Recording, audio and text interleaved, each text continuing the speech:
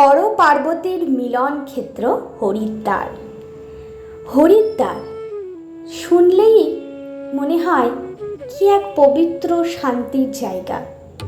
এটা কিন্তু শুধু একটা তীর্থক্ষেত্র নয়, যারা এখানে যান তারা কিছু পাওয়ার আশায় নয়, মনের সমস্ত কিছু বিলিয়ে দিয়ে ফিরে আসার জন্য যান। এখানকার মা গঙ্গার রূপ এতটাই সুন্দর যে শুধু যে তীর্থযাত্রীরা এখানে যান তা কিন্তু নয়, দেশ বিদেশ থেকে নানান মানুষ এই রূপ দর্শনে কিন্তু আসে। তো আমরাও এসেছি হরিদ্বার। হরিদ্বারের পুরনো ভ্লগে আপনারা আমাদের দেখতে পাবেন যে আমরা কোথায় কোথায় গেছিলাম। এর আগে আমরা ঋষিকেশে ছিলাম, এই সব ডিটেলস কিন্তু আমরা আমাদের পুরনো ভ্লগে দিয়েছি। আর সেই পুরনো ভ্লগের যে ভিডিও সেটা আমি আই বাটনে দিয়ে দেব, চাইলে আপনারা দেখতেই পারেন। তো আমরা চলে এসেছি হরিদ্বারে আমাদের হোটেলের নামটাও কিন্তু আমি পাশে মেনশন করে দেবো। তো এই হোটেলটা কিন্তু ভীষণ বাজেট ফ্রেন্ডলি, মানে সস্তাই বলতে পারেন। হরিদ্বারে একটা ভালো পজিশনে গঙ্গা ভিউ পেতে গেলে মিনিমাম 5 থেকে 7 হাজার টাকা কিন্তু রুম ভাড়া দিতে হয়। কিন্তু আমরা অনেক খোঁজাখুঁজির পর এই রুমটা পেয়েছি আর মাত্র 1300 টাকায়। আর দেখতেই পাচ্ছেন যে কি সুন্দর গঙ্গা ভিউ। রুমগুলো কিন্তু মোটামুটি বেশ পরিষ্কার, খুব লাক্সারিয়াস বলতে পারেন না, কিন্তু স্বাচ্ছন্দ্যে থাকা যায়। আর সব থেকে যেটা বেস্ট পার্ট, মানে সব থেকে ভালো যে জিনিসটা, সেটা হলো এই গঙ্গা ভিউ। তো আমরা ফ্রেশ হয়ে বেরিয়ে পড়েছি একটু ব্রেকফাস্ট করব বলে। আর চলুন আপনাদেরকে পুরোটা ঘুরে ঘুরে দেখাই। আশা করছি আপনারা যারা এখানে আসবেন ভাবছেন তাদের কিছুটা হলেও সাহায্য হবে। তাহলে শুরু করা যাক।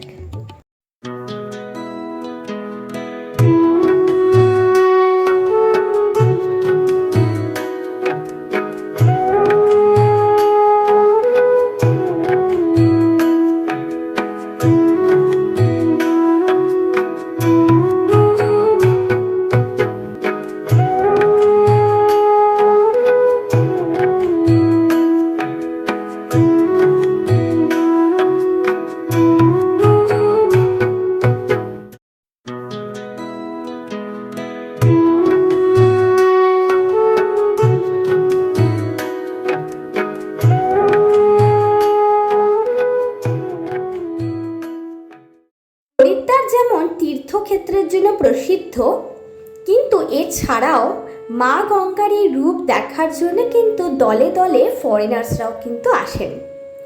আমরাও এই মা গঙ্গার রূপ দেখে একদম মুগ্ধ হয়ে গেছি। এত সুন্দর দৃশ্য না নিজে দাঁড়িয়ে দেখলে বোঝাই যায় না। ভিডিওতে জানি না কতটা আপনারা বুঝতে পারছেন, কিন্তু যারা সামনাসামনি দেখবেন তাদের খুব শান্তি অনুভব হবে। আর এখানে কিন্তু বাজার দোকানের কিন্তু ছড়াছড়ি, মানে জামা কাপড় থেকে শুরু করে ব্যাগ, এবং বিশেষ করে এখানে যেটা ভালো পাওয়া যায় সেটা হলো ব্ল্যাঙ্কেট, তারপরে শীতের যে জামা কাপড় সেগুলো কিন্তু অনেক সস্তায় পাওয়া যায়। আমরাও প্রথমে যখন শুনেছিলাম যে এখানে নাকি খুব সস্তায় শীতের জামা কাপড় পাওয়া যায়, প্রথমে ভাবতে পারিনি। পরে দেখলাম সত্যি আমাদের লোকাল যে মার্কেট তার থেকে অনেকটাই সস্তা। যেমন আপনারা দেখতে পাচ্ছেন সন্ধ্যা আরতি হচ্ছে প্রতিদিন সন্ধেবেলায়, কিন্তু এখানে মা গঙ্গাকে আরতি করা হয়। এই দৃশ্যটাও কিন্তু আমরা আমাদের জানলা দিয়ে দেখতে পাচ্ছিলাম। আর কি চাই বলুন? যারা ভাবছেন যে আমরা অনেক বেশি টাকা দিয়ে ভাড়া দিয়ে যেতে পারবো না, তারা কিন্তু এই রুমটা নিতে পারেন। তো এই হোটেলের ব্যাপারে যদি আরও ডিটেলস চাই তো কমেন্টে জানাবেন, আমি অবশ্যই আপনাদের সাহায্য করব। আর এছাড়াও কিন্তু এখানে আরও অনেক এরকম জায়গা আছে যেখানে আপনারা কিন্তু স্বাচ্ছন্দ্যে এবং কম ভাড়া দিয়ে কিন্তু থাকতে পারেন, কিন্তু সেগুলো একটু ভিতরের দিকে, সেগুলো গঙ্গা ভিউ কিন্তু নয়। চলুন তাহলে আপনাদেরকে আরেকটু ঘুরিয়ে দেখাই।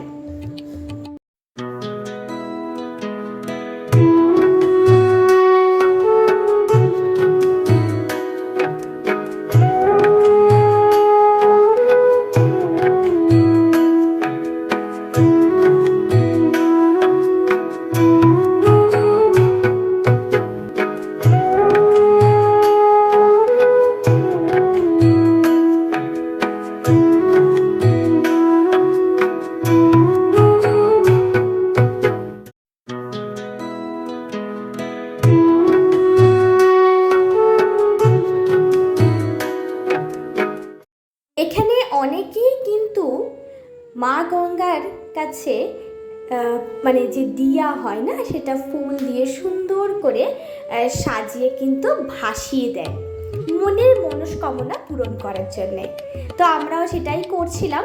আর যেহেতু স্রোত এতটাই বেশি ছিল, তো সেই জন্য একটু ভয়ও লাগছিল যে কীভাবে কী হবে না হবে। তো চেষ্টা করেছি আপনাদের সাথে একটু একটু করে পুরোটাই শেয়ার করার। জানি না ভিডিওটা কেমন, কতটা করতে পেরেছি, কিন্তু চেষ্টা করেছি আপনাদেরকে দেখানোর। তো এরকমভাবেই একটু মন থেকে একটু আরতি করে নিয়ে এই যে ডালাটা রয়েছে এটাকে কিন্তু ভাসিয়ে দিতে হবে।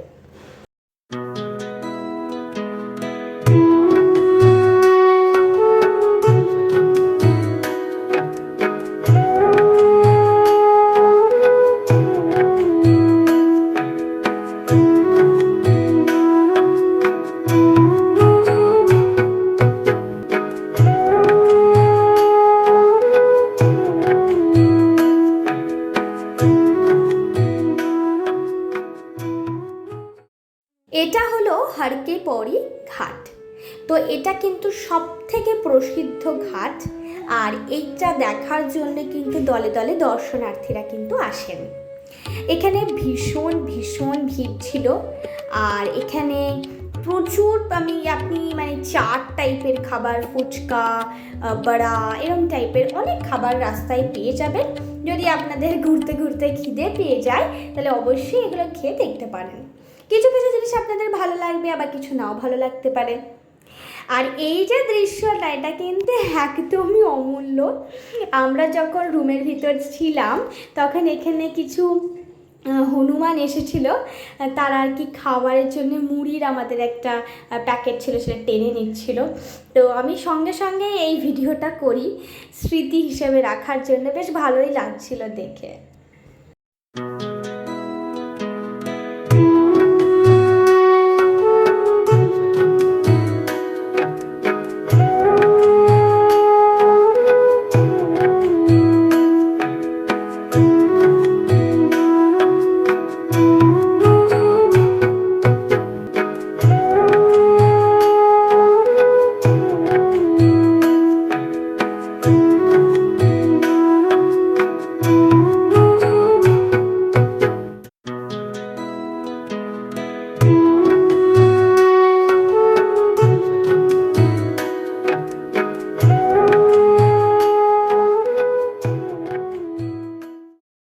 ব্যাস, ঘোরা শেষ।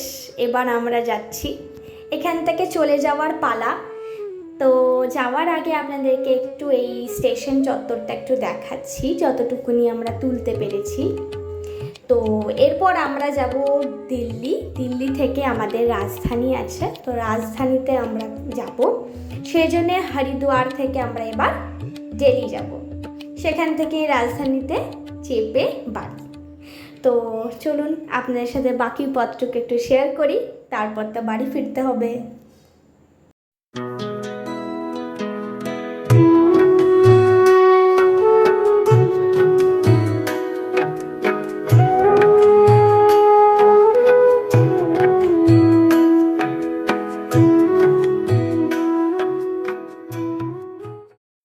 এই যে আমরা ব্যাগপত্র সব এসকেলেটর করে উঠিয়ে নিয়েছি, আর 5:51 বাজে ভোর। দেখতেই পাচ্ছেন বেশ ঠান্ডা ছিল, মানে ঠান্ডা মানে ভাবতে পারবেন না, লিটারালি কাঁপুনি দিচ্ছিল, মানে ঠক ঠক করে কাঁপার মতো, ভীষণ ঠান্ডা ছিল। তো এই একটা আমরা ট্রেনে উঠলাম, এখান থেকে আমরা এবার যাব তো দিল্লি যাব এবং নিউ দিল্লি আর কি। নিউ দিল্লিতে নেমে সেখান থেকে রাজধানী আছে, তো রাজধানীতে চেপে বাড়ি। তো এই ট্রেনটাও ভীষণ ভালো ছিল, মানে খুব সুন্দর, কমফোর্টেবল, খুব ভালো ছিল, মানে ভীষণই ভালো। আর যথেষ্ট ভিড় ছিল, আর বেশিরভাগই এখানে নন বেঙ্গলি ছিল, তো ভালোই লাগছিল সবটুকু নিয়ে। আর বাড়ি ফেরার সময় একটু তো মনটা খারাপ হয় যে বাড়ি ফিরতে হবে, এত সুন্দর ঘুরলাম, এই সব আর কি। আমরা নিউ দিল্লি চলে এসেছি, এবার আমাদের নেক্সট যে ট্রেন তার জন্য অপেক্ষা করতে হবে। তো এখানে আমরা একটু রুম নিয়েছিলাম, স্টেশনের বাইরে একটা রুম নিয়েছিলাম। আর আপনারা চাইলে কিন্তু স্টেশনের ভিতরেও কিন্তু খুব স্বল্প মূল্যে মানে অল্প টাকার মধ্যে ভাড়া দিয়ে কিন্তু আপনারা থাকতে পারেন। মোটামুটি ওই 200 টাকা এরকমের মধ্যে আপনাদের হয়ে যাবে, আপনারা স্টেশনের মধ্যেও কিন্তু থাকতে পারেন, সেটা প্রি বুকিং করতে হয় বা ওখানে গিয়েও বুকিং করতে পারেন। রুম মোটামুটি খুব ভালো না খুব খারাপ না, বাথরুম সব কিছুই জল টল সবই পাবেন, তো সেটাও আপনারা কিন্তু অল্প টাকার মধ্যে থাকতে চাইলে থাকতে পারেন, তো সেই নিয়ে কোনো অসুবিধা নেই। আমরা হোটেল নিয়েছিলাম স্টেশনের বাইরে, তো এখন সেখানেই যাচ্ছি, তো সেটা ক্লিপিংস আমার নেওয়া হয়নি, তো যেটুকুনি ইনফরমেশন আমার কাছে ছিল আমি আপনাদের সাথে শেয়ার করলাম।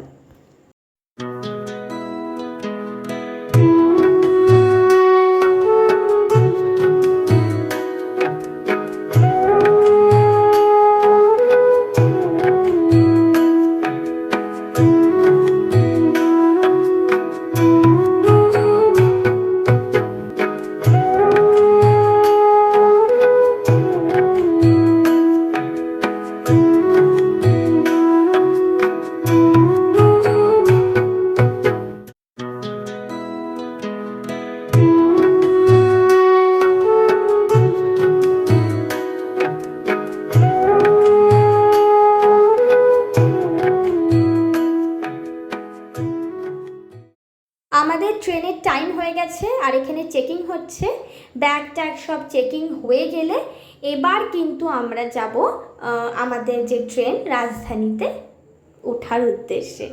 তো কিছুক্ষণ রেস্ট নিয়েছি আমরা, একটু ফ্রেশ হয়েছি, খেয়েছি, সব হয়ে গেলে এবার আমরা যাচ্ছি আমাদের ট্রেনের উদ্দেশ্যে। হ্যাঁ, এখানে একটা কথা আপনাদের জানিয়ে রাখি, যারা ভাবছেন যে বাইরের হোটেলে খাবেন না বা অতটা সময় নেই, তারা কিন্তু যে আমাদের রেলওয়ে যে ফেসিলিটি আছে, খাওয়ার জায়গা আছে, সেখানেও কিন্তু আরামসে ভেজ থালি নন ভেজ থালি খেতে পারবেন। তো এবার আমরা যাচ্ছি, ট্রেনে ওঠার পালা এবার। তো ব্যাস, যাত্রা প্রায় শেষের দিকে, আর কিছুক্ষণের অপেক্ষা, তারপরে তো ট্রেন ছেড়ে দেবে।